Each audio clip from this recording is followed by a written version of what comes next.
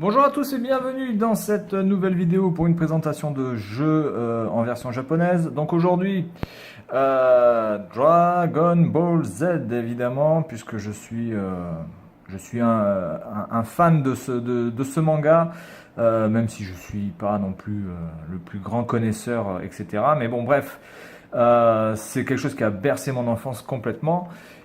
Et donc du coup, ce jeu fait partie un petit peu des bizarreries de ma vie parce que j'avais la Saturn, j'étais fan de Dragon Ball Z et je n'ai pas eu ce jeu.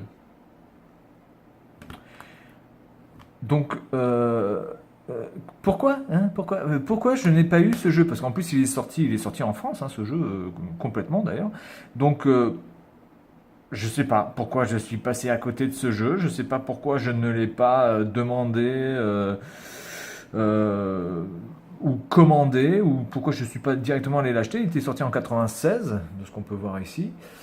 Et je ne comprends pas comment j'ai fait pour passer à côté. Donc des fois, voilà, il y a des choses comme ça où on passe totalement à côté. Pourtant, j'étais encore là, bon, j'avais 14 ans en 96.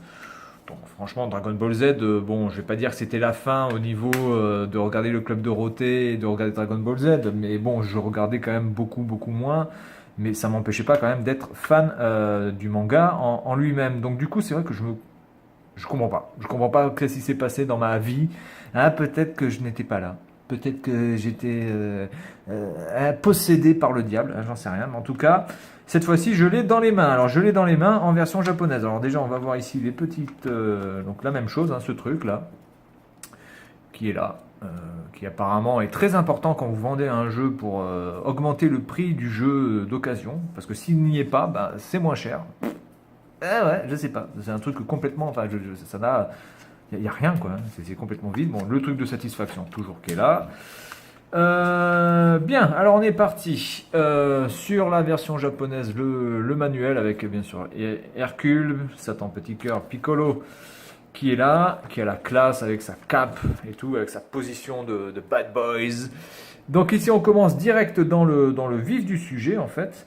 Donc vous avez le mode histoire. Alors le mode histoire dans les Dragon Ball Z c'est un petit peu répétitif évidemment dans les jeux vidéo puisque à moins de refaire une histoire complètement parallèle ou complètement différente de l'histoire de Dragon Ball Z, évidemment, quand vous êtes dans le mode histoire dans des Dragon Ball Z depuis bon, bah, ce jeu-là en particulier ou même les Budokai, etc., eh bien, c'est toujours le même mode histoire. Je veux dire, vous avez toujours le combat contre Raditz, vous avez toujours le combat contre Freezer, vous avez toujours Namek, après, voilà. Donc, c'est toujours à peu près la même chose, sauf que ils ont changé le gameplay, mais au niveau de l'histoire, ça change pas des masses. Vous avez toujours les mêmes combats à faire avec un gameplay différent et peut-être aussi des personnages à débloquer différents. Mais globalement, le mode histoire maintenant dans Dragon Ball Z, ça sert à quoi?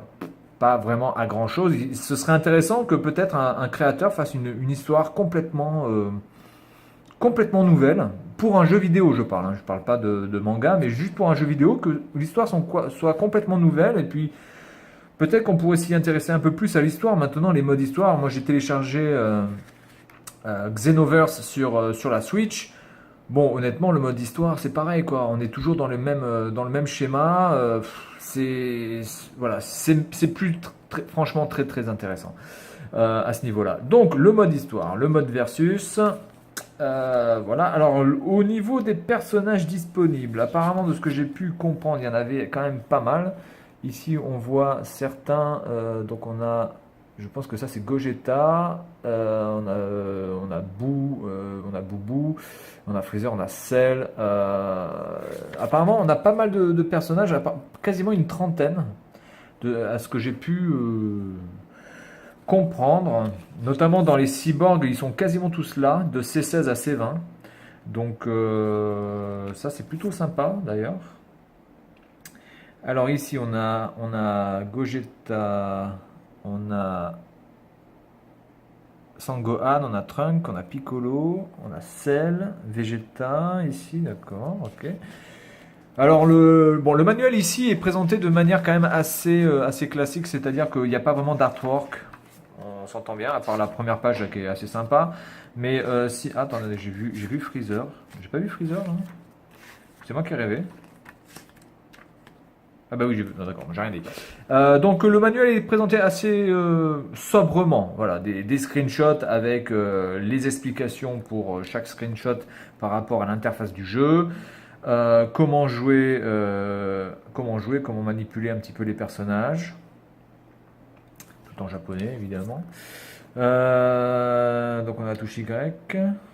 Donc on a pas mal de combinaisons genre OO Y, droite Y, gauche Y, bas Y, qui sont apparemment des combinaisons assez régulières à faire pour je ne sais pas quoi pour l'instant.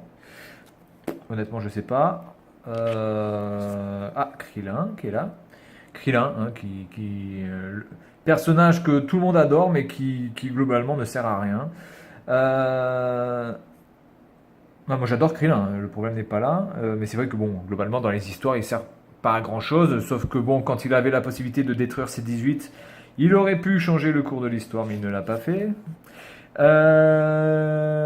Voilà, donc là, bon, écoutez, c'est assez sobre, hein, c'est assez technique, en fait il y a beaucoup de texte, très peu d'images, très peu d'artwork. Donc on a Gotrunk qui est là avec sa fameuse position quand il sourit comme un abruti là. Voilà. Ok.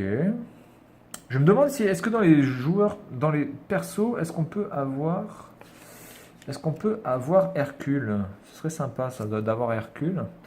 Je me rappelle notamment d'un jeu, je sais plus lequel c'est. Il me semble que c'est un des Budokai où on avait Hercule et en fait Hercule était mais super fort en fait à battre. Le truc complètement improbable, mais c'était assez marrant en fait.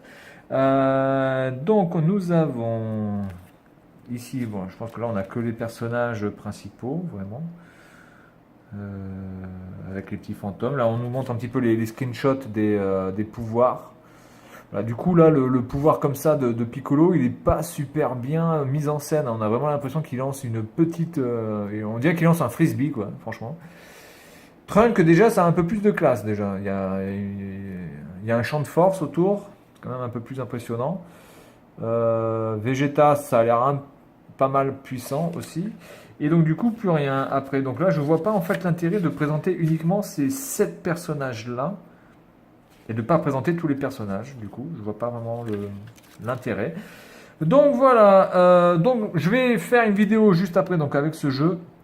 Alors malheureusement, je pense que je vais pas faire grand-chose de très très très formidable avec ce jeu parce que déjà je n'y ai jamais joué, je ne connais absolument pas les commandes et que donc du coup si j'arrive ne serait-ce qu'à balancer un vieux Kamehameha moisi, je pense que j'aurais déjà atteint le summum. Voilà, donc je vous dis à tout de suite pour la présentation de ce Dragon Ball Z sur Saturn. À tout de suite.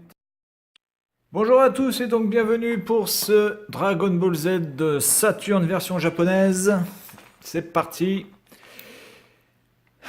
Est-ce qu'il y a une introduction?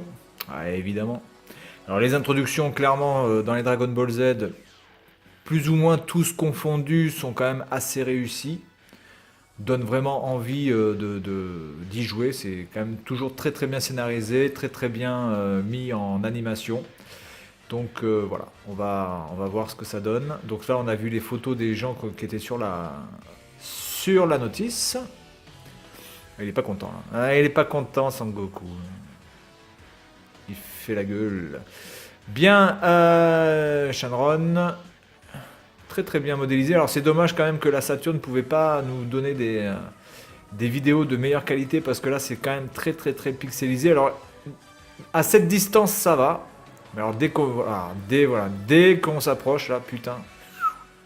C'est assez moche, il faut le reconnaître que quand même la PlayStation offrait des cinématiques beaucoup mieux fichues. Bien, bizarrement quand même ce jeu a été beaucoup plus, a été beaucoup mieux noté sur la Saturn que sur la PlayStation parce que ce jeu est sorti évidemment aussi sur la PlayStation. Donc c'est pas du tout une exclue Saturn. Mais entre la version Saturn et la version PlayStation, c'est la version Saturn qui avait plutôt les bons suffrages. Donc là on est dans les options, mais bon dans les options je vais rien biter, donc ça sert à rien. Voilà. Donc le menu est quand même assez austère. Bon on a les boules de cristal derrière qui qui bouge et tout, c'est sympa, mais vraiment le menu donne déjà pas franchement envie. Donc là on a le mode versus et non on a le mode histoire, donc je vais aller dans le mode versus parce que de toute façon le mode histoire, tout le monde connaît l'histoire de Dragon Ball Z et je pense que ça n'a pas vraiment d'intérêt. Alors on a qui par contre je me rappelle plus des prénoms de certains, voilà, donc par exemple lui je me rappelle plus, il a un nom à la con. Mais je me rappelle plus du tout de son nom. Donc on a Sangoku, ce mec, on a Krillin, on a Piccolo, on a Sangohan petit.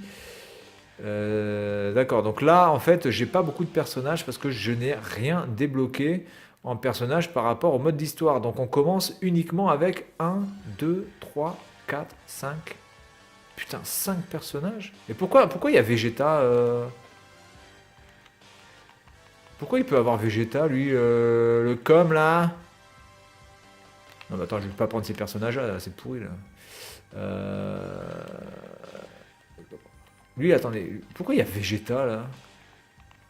Putain, moi je veux Vegeta là, bordel de merde! Oh, putain, sans déconner. Ok, donc là on a 6 personnages. Voilà. Donc pour débuter, franchement, c'est franchement pas le. Hein, c'est pas terrible. Donc vous n'avez apparemment pas d'autre choix que d'aller dans le mode histoire pour tout débloquer. Parce que sinon vous êtes en mode versus franchement extrêmement limité. Alors le temps de chargement, il donne quoi ce temps de chargement? Ouais, bon, ça passe, ça passe. Bon, déjà, moi je sais pas où je suis. I connect, oui. D'accord, mais je suis où, monsieur? D'accord, donc moi je suis là. Non mais c'est moi ça ou c'est pas moi? Ouh là là, c'est un beau merdier ça, dis donc. Attends, je suis qui? Je suis qui? D'accord, donc ça c'est moi. C'est clairement moi. Ok, donc là c'est moi. D'accord, donc je peux bouger. Putain, la maniabilité c'est quand même pas...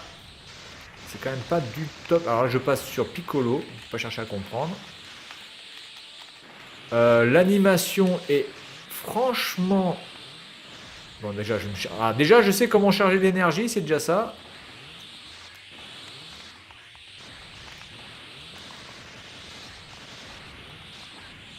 Ok. Et là, je peux balancer un truc. Qu'est-ce que c'est que ce vieux truc moisi là? Oh là là là là.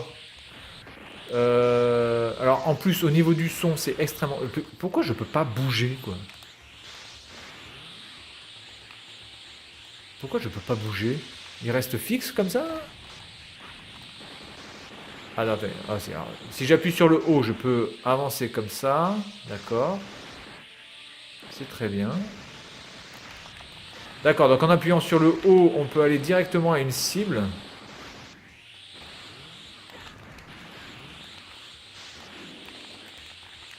Et du coup, je sais pas. Putain, c'est extrêmement brouillon en fait.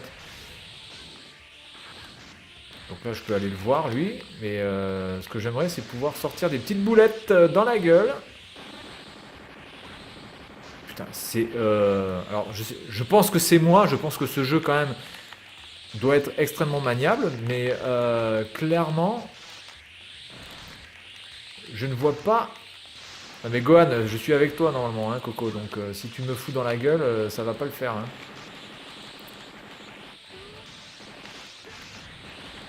D'accord, mais alors je fais... Attendez, parce que là, c'est la zermie totale. Power balance, donc ça je pense que ça doit être les deux parties. Putain, je sais pas c'est quoi.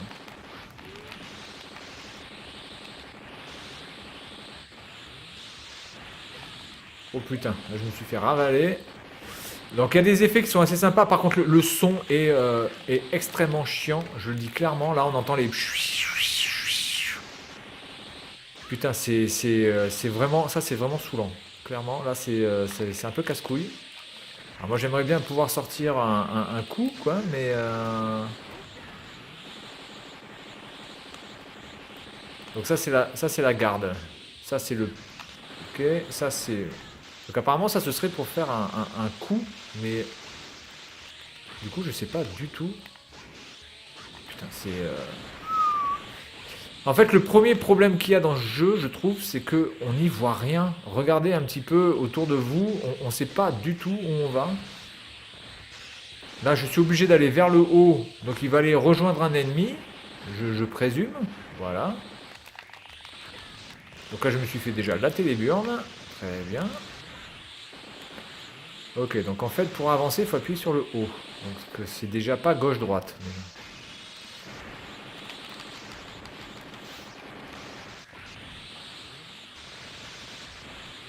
C'est très brouillon, très brouillon, hein. Vraiment. C'est vraiment dommage qu'on n'ait pas une meilleure vue d'ensemble, qu'on n'ait pas une meilleure vue beaucoup plus ergonomique pour pouvoir voir où c'est qu'on va, parce que là franchement moi je sais pas où je vais, hein. Allez hop, je t'éclate la gueule.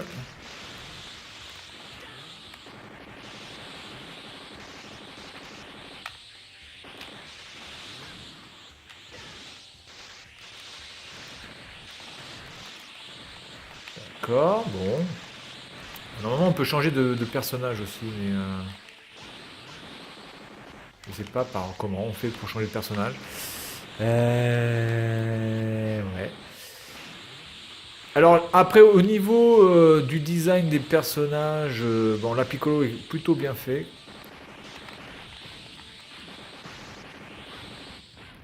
Piccolo est plutôt bien fait.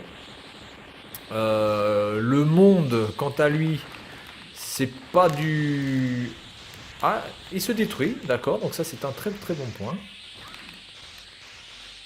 Très bon point de ce jeu. Le décor peut se détruire, il y a les arbres qui se cassent la gueule. Alors après ça reste quand même franchement moche. C'est pas non plus... On a connu mieux dans Dragon Ball Z, je pense. Il me semble notamment aussi que certains Dragon Ball Z, notamment sur la Super NES, étaient quand même beaucoup plus jolis aussi, bizarrement. Alors le power balance pour l'instant il est à notre avantage parce qu'il y a beaucoup plus de bleu que de rouge et en fait on gagne quand le rouge est vraiment anéanti. Donc il n'y a pas vraiment de barre de vie. Par contre ce qui est un peu chiant c'est pourquoi on est obligé de jouer à 3 contre 3, pourquoi on ne peut pas jouer à 1 contre 1. Donc ça je trouve ça pas vraiment... ouais, je trouve pas ça vraiment génial et puis en plus on peut pas revenir dans le menu donc on peut faire que pause. Donc écoutez, moi ce que je peux dire de ce jeu là, juste vraiment dans les premiers temps, puisque je suis pas non plus un grand expert comme vous pouvez voir de ce jeu. Mais là, regardez-moi ce vieux coup moisi quoi, franchement on a vraiment l'impression d'avoir de la merde dans les pattes. Et je vois pas vraiment l'intérêt de ce truc en fait. Bon, bref, c'est pas grave. Alors c'est dommage aussi que dans les options, bah là dans le menu pause, on peut pas voir comment faire les coups. Je trouve ça un petit peu dommage.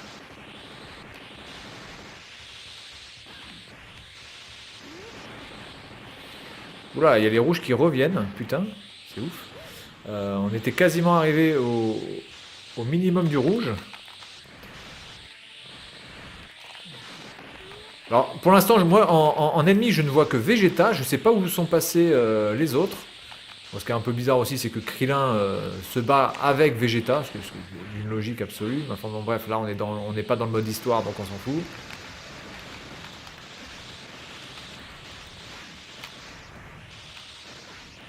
Ouais, c'est pas des combats épiques quand même, hein. Donc après il y a des petits effets là des petits effets sur le sol, là c'est plutôt bien fait. Donc première chose que je peux dire, c'est qu'au niveau des animations, c'est pas franchement exceptionnel, on a connu mieux. Au niveau du design des personnages, ça c'est assez bon. Au niveau normalement des personnages jouables, c'est très bon, puisqu'on peut en avoir quand même quasiment une trentaine, donc ça c'est bien. Et par contre, au niveau de la bande son, c'est juste casse-couille, parce qu'on a toujours ce bruit de... ça c'est juste pas possible. Donc J'imagine pas faire un mode histoire de plusieurs heures avec un bruit comme celui-là. Ça casse les couilles, quoi, complètement. Donc, je dirais que ce jeu mérite quand même une bonne note dans le sens où on a des personnages, on a une bonne on a une bonne animation sur certains points. Les décors sont vivants, on va dire, donc on peut casser les arbres, etc. Je sais pas après combien on a d'arènes disponibles, mais c'est pas non plus le Dragon Ball Z du siècle. Je pense que franchement sur Super Nintendo, on pouvait beaucoup plus s'amuser à Dragon Ball Z que sur celui-là. Bien, donc voilà mon petit avis sur ce jeu Dragon Ball Z sur Saturn en version japonaise. Et puis moi, je vous dis à la prochaine.